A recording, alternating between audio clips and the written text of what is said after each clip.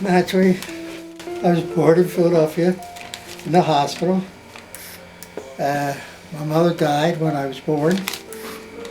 I was raised with my brothers and sisters on Warnock Street.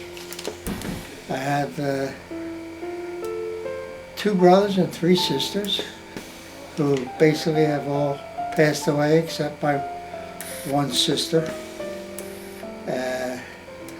I lived there till I was about 4 years old.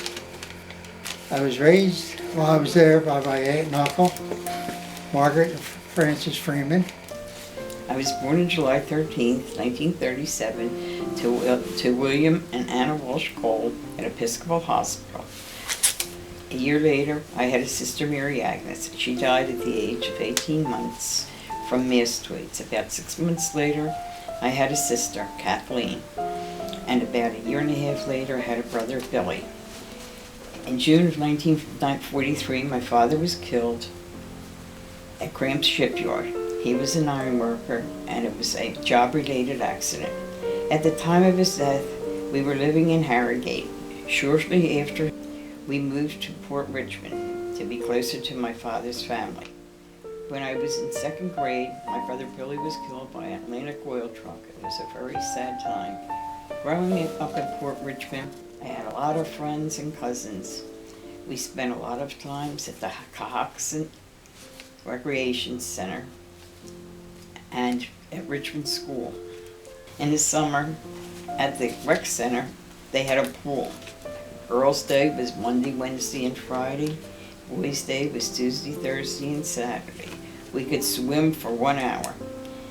And in order to get another hour, you had to go back in. You had to have a dry suit. So, in order to dry our suits, when the weather was really hot, we used to throw them on the street and let the car ride over them. And then when we went to the recreation center, we did a lot of arts and crafts.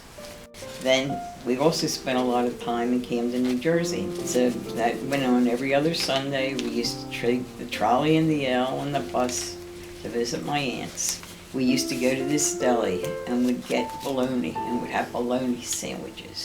And they were the highlight of going over to Jersey. Lots of times we used to stay over my aunt's house, and it was a lot of fun with all the cousins and all the running around and all the good things that we used to do. I grew up as a teenager, as a young kid in Kensington. I went to Ascension parochial school to 8th grade.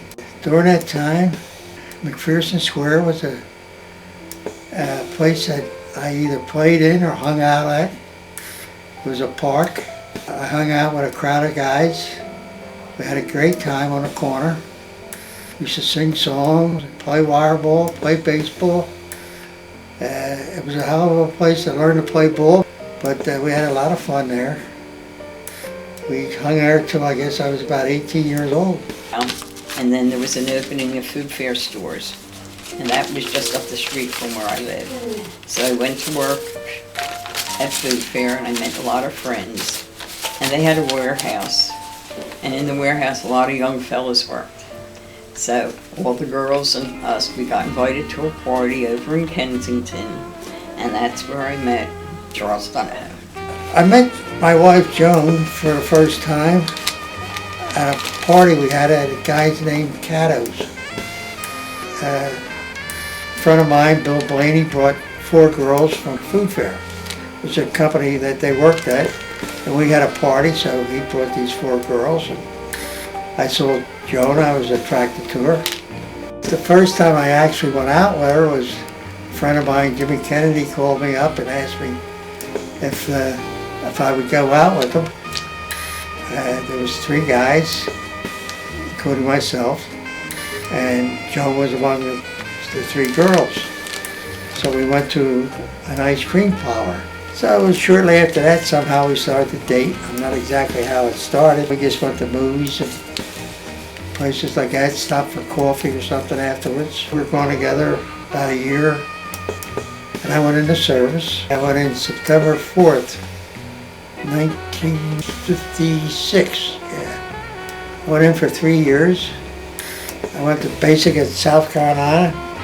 From there I was shipped to Fort Monmouth in Hawaii, then to Schofield Barracks. Best part I liked about it was basic training, really, by which I was got named the soldier of the basic training, I guess you'd say. My parents were invited down, Joan was invited down.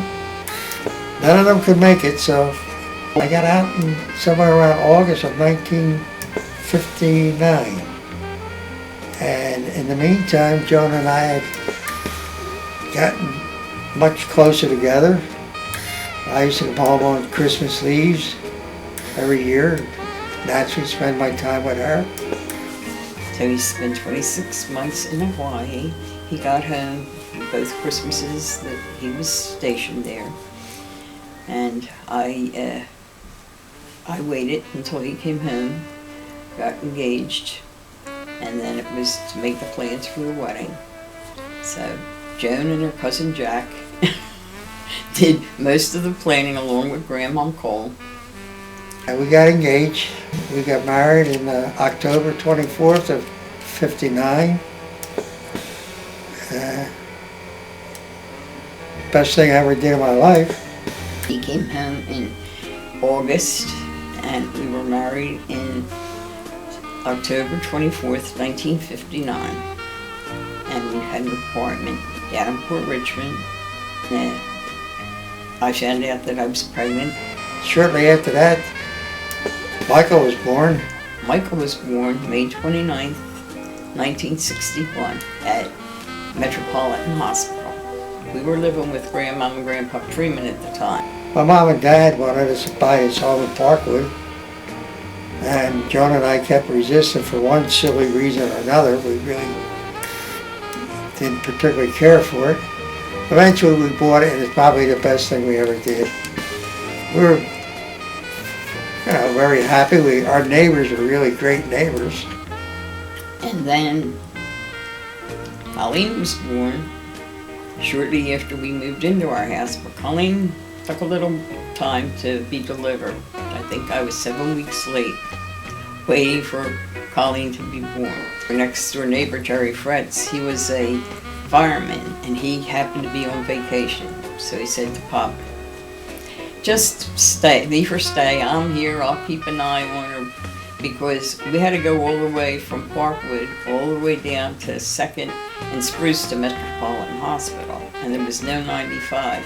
So it was going all the way down the boulevard, and Pop was scared to death about the long travel. So Jerry said he'd keep an eye on me. So that all worked out. So lo and behold, on a Saturday night, Michael and I were watching Lawrence Welk, and I realized that I had to get to the hospital. So Pop was out with all the new neighbors and having himself a good time. Finally we got together, got Michael all packed up and dropped him off at Grandma Cole's house. Aunt Cass was supposed to be going to watch him for the week while I was away, but Colleen took too long, and Aunt Cass had a trip to Florida planned. So Grandma Cole took Michael, and then we get down to the hospital. I guess it was around 2 o'clock in the morning, and being 7 weeks late, Pop drops me off right on Spruce Street with my suitcase, the hospital locked up tight, when he went for about 10 minutes to park the car. So Colleen was born on a Sunday morning, and all was well. And then the following October, Then came Kelly. She was born the following year. that was another little bit of a fiasco, because I was in labor for about a week, but my good neighbors Kitty and Pat were watching me all the time. And one day they saw me go out to get the garbage can, and they saw that I was wearing a watch. So they said, something's going on. We know Joan's going to be going to the hospital soon. So, they thought, and then shortly after lunch, I'm putting Colleen up to bed, and I called Pat, and I said, Pat, I think I better get to the hospital. Well, Pat at the time had a little Beetle, but none of us girls drove, only Kitty. So Pat winds up with all the kids that we had. She was the babysitter while Kitty took me down to Metropolitan Hospital. When I finally got there, the doctor said, "We've been waiting for you for about 2 hours. What happened?" And I said, "Well, I had to get my daughter to sleep." And he said, "Didn't you know you were having a baby?" And 5 years later, Kathleen came along. Another blessing. 95 was built at the time, and we didn't have to go to Center City. We just had to go to Juniata because the doctor had moved to the hospital in Juniata. So we get down, and I go into the delivery room, and all goes well. And a couple hours later, Kathleen is born, and I'm in the recovery room, and I'm thinking, boy, it's taken a little while, and I don't remember laying here this long last time. And one of the nurses says, "Well, there's other deliveries that are going on." The doctor shows up. He says, "Joan, I don't want to upset you, but we can't find Charles. Where do you think he is?" And I said, "Well, he dropped me off." He said, "Well, do you think he went out to get something to eat?" And I said, "I really don't think he went out to get something to eat. He should be here, but maybe he went home. Well, my mother-in-law, she's home with the children. We already did that, and they just can't seem to find him." So he says, doctor says, "Well, I guess he did go out to get something to eat." And I thought, "Oh, what's going on?" And with that, one of the nurses came into the room. "We found Mr. Donohue, we found Mr. Donohue, and he's been asleep the whole time." Now, you would think at that point that I would know what I was getting into, but things never really seemed to set in too well. I'm a very lucky man to have the children I have. They've been very good to Joan and I. All of them are a blessing. They never gave us any trouble. They always were happy, and it was wonderful having Christmas with them. We loved Christmas with the children. I loved Christmas with the children. And, the kids got married, and, the house ain't the same, but yet it's wonderful to go visit them at their homes and having fun. And so now we became grandparents, and that's even, I won't say I would never say it's better, but it's good, because the old saying is, you can visit and then you leave. Then the grandchildren came along. And then there was Michael Patrick. Two years later, Joan was born. And then a few years after that, Jared was born. And then, lo and behold, along came a set of twins. Oh, and we were just delighted. So a few more years went along, and we were blessed again with another set of twins, Kira and Liam. So we were also blessed with Danny. One had a little boy when she met Mike, and we were also blessed with Tyler. He was Joel's son. So we wound up having 9 wonderful grandchildren.